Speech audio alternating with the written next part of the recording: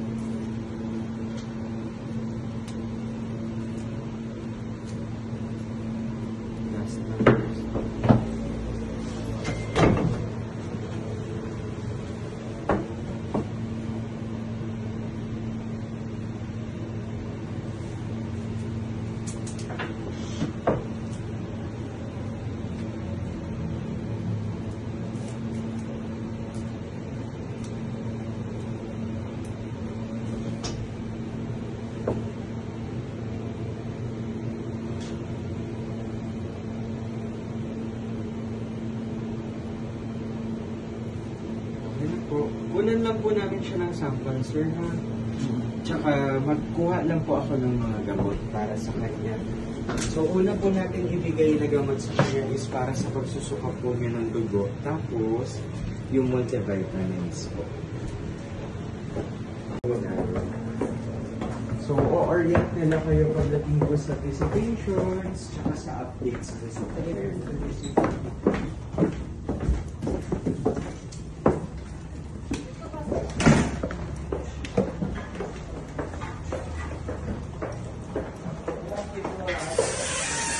Yung pa-infusion pang sana.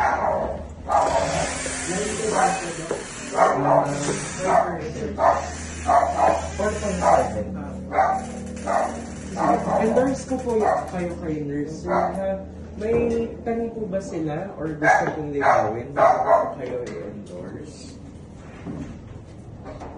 Di ba, Dok, ay nagawa natin lahat ng test? What if kung anong may nangyari sa aso? Ang test lang po na ginawa natin is yung CBC po tsaka blood chemistry. Kagaya po nang nabanggit ko po sa inyo kanina, general idea lang po yung makikita natin. Pero hindi tayo makakapag diagnose kung ano yung sakit niya. Doon lang natin na-check kung ano ba yung mataas, ano ba yung mababa, ano ba yung posibleng problema. Although nag-lab test tayo, pero hindi kabuuan po. Hindi talaga siya accurate. Accurate naman siya, sir, pero ang ibig ko pong sabihin, di ba nag-suggest ako sa inyo ng dengue po sa aso na test kit? Kasi yun yung sinususpetsya natin posibleng sakit niya. Kung ibang values po yung nakita natin na mataas or mababa, ibang test kit din naman po ang isa-suggest ko sa inyo. So katulad ng sabi ko sa inyo kanina, dito lang sa CBC tsaka blood chem, doon lang tayo magkaka-idea kung anong sakit. Kasi maraming sakit, sir.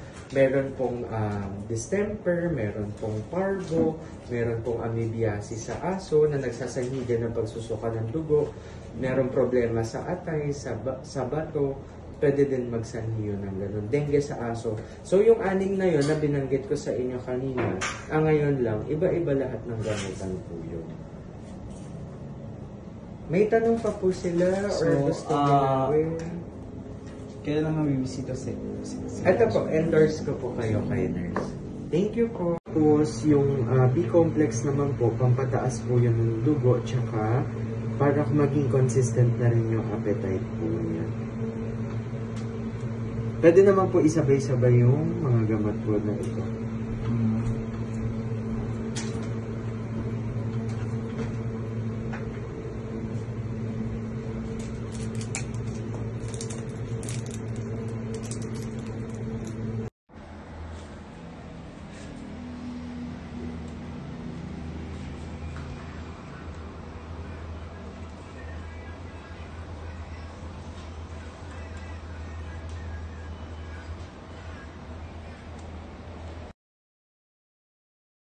Tapos yung B-complex naman po, pampataas po yun ng dugo, tsaka para maging consistent na rin yung appetite po niya.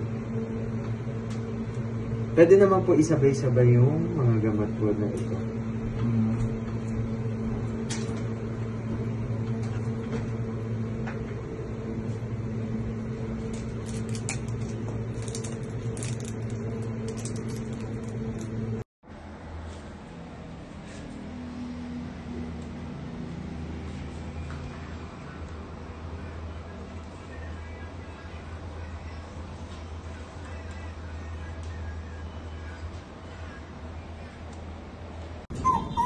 Mas Daddy Ross? Uwi na tayo?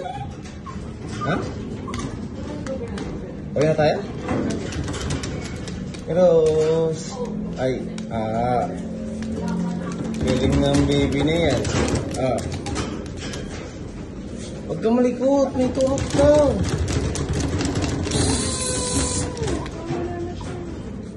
Sige, basta. Pwede ko baka tumalun lang.